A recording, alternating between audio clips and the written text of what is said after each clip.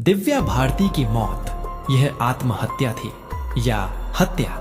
दिव्या भारती का संक्षिप्त जीवन परिचय। दिव्या भारती का जन्म 25 फरवरी 1974 को मुंबई में हुआ था। उन्होंने बहुत कम उम्र में मॉडलिंग शुरू कर दी थी और जल्द ही फिल्म इंडस्ट्री में कदम रख दिया।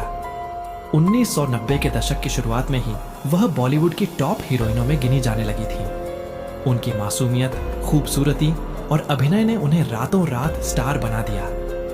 1992 में उन्होंने निर्देशक साजिद नाडियाडवाला से शादी कर ली थी। हालांकि यह शादी गुप्त रखी गई थी। मौत की रात, दिव्या भारती की मौत 5 अप्रैल 1993 को हुई, जब वह सिर्फ 19 साल की थी। उस रात वे अपने मुंबई स्थित घर तुलसी अपार्टमेंट वर्सोवा में थी। बताया जाता है कि रात करीब 11 बजे के आसपास वह अपने फ्लैट की 5वीं मंजिल की बालकनी से गिर गई। उन्हें तुरंत कूपर अस्पताल ले जाया गया, लेकिन डॉक्टरों ने उन्हें मृत घोषित कर दिया। पुलिस रिपोर्ट के अनुसार उनकी मौत सिर में गंभीर चोट लगने के कारण हुई। आधिकारिक रिपोर्ट। मुंबई पुलिस ने इस केस को पहले एक्सीडेंट दुर्घटना करार दिया। कुछ सालों तक जांच चली, लेकिन 1998 में पुलिस ने केस को बंद कर दिया और कहा कि यह दुर्घटनावश हुई मौत थी। लेकिन दिव्या के फैंस और कुछ पत्रकारों का मानना है कि मामला इतना साधारण नहीं था। शक की सुनिए। कुछ लोग मानते हैं कि दिव्या भारतीय डिप्रेशन में थी और उन्होंने खुदकुशी की। इस थ्योरी के पीछे दलीलें दी जाती हैं। कम उम्र में सफलता का दबाव। दिव्या बहुत कम उम्र में स्टार बन गई थी और फिल्म इंडस्ट्री के तनाव को शायद वह संभाल नहीं पा रही थी। पारिवारिक तनाव। शादी के बाद उनका परिवार और दोस्त उनसे दूर हो गए थे। साजिद नाडियाडवाला के साथ उनके रिश्ते में भी समस्याएं थीं। ऐसा कहा जाता है, मादक पदार्थों का सेवन। कुछ रिपोर्ट्स में दावा किया गया कि वह शराब के प्रभाव में थी उस रात। हालांकि इन दावों की पुष्टि कभी नहीं हुई और दिव्या के करीबियों ने आत्महत्या की थ्योरी को नकारा। हत्या की अंजाम कौन दे सकता था? यह सबसे रहस्यमय पहलू है। कई लोगों ने दावा किया कि दिव्या की मौत एक साजिश थी। संभावित कारण। फिल्म माफिया से कनेक्शन। 90 के दशक में अंडरवर्ल्ड का फिल्म इंडस्ट्री पर प्रभाव था। कुछ रिपोर्ट्स में कहा गया कि दिव्या को कुछ प्रोजेक्ट्स से हटाया जा रहा था और वह इसका विरोध कर रही थी। साजिद नाडियाडवाला पर शक। कई लोगों ने उनकी मौत के बाद साजिद नाडियाडवाला पर उंगली उठाई।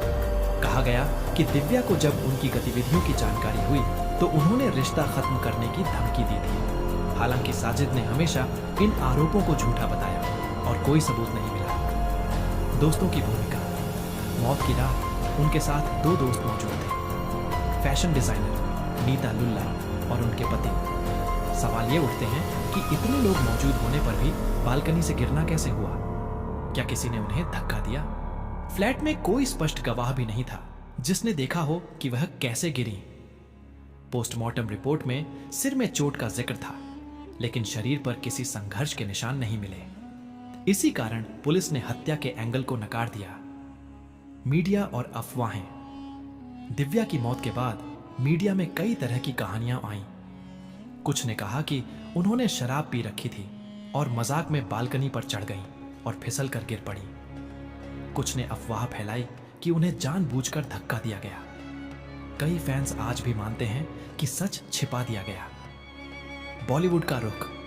दिव्या भारती की मौत के बाद बॉलीवुड ने कुछ समय के लिए सन्नाटा देखा। उनके कई अधूरे प्रोजेक्ट्स में नई हीरोइनें ली गईं, जैसे शिल्पा शेट्टी, रवीना टंडन। साजिद नाडियाडवाला ने बाद में अभिनेत्री वर्दा खान से शादी कर ली। कई साल बीतने के बाद भी कोई स्पष्ट उत्तर नहीं मिल सका। निष्कर्ष। आत्महत्या, दुर्घटना या हत्या। दिव्या भारती की मौत आज भी रहस्य बनी हुई है। पुलिस और कानून के अनुसार यह एक दुर्घटना थी। कुछ लोगों की नजर में यह आत्महत्या हो सकती है जो मानसिक तनाव के कारण हुई।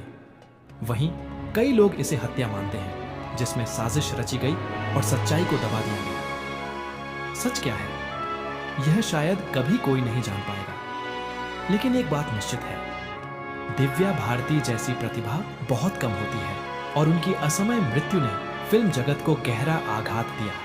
श्रद्धांजलि। दिव्या भारती आज भी लाखों लोगों के दिलों में जिंदा है। उनकी फिल्मों, मुस्कान और मासूमियत को कभी भुलाया नहीं जा सकता। वो आई, चमकी और चली गई, एक रहस्यमयी तारा जो आज भी आसमान में टिमटिमाता है।